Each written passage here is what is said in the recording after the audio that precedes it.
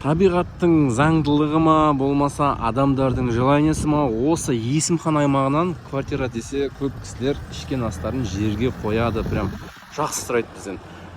Сондай бір квартира шыққалы тұр. Бүгін Қызылорда қаласы ипподромы аймағында бірінші қабатта 3 бөлмелі квартира шығып тұр.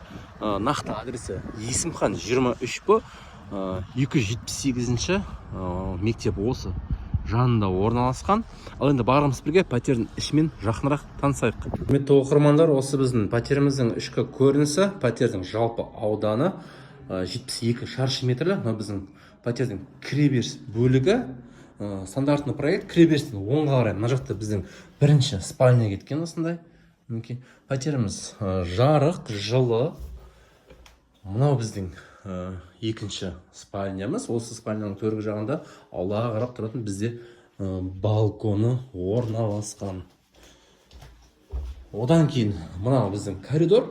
Мына жағымызда біздің залы. Залдың төргі жағында бізде кең лоджия орналасқан.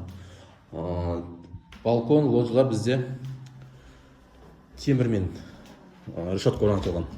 Мына жақта туалет, полный до потолка бізде кафель жапсырылған. Мына жақта бойлер орналасқан.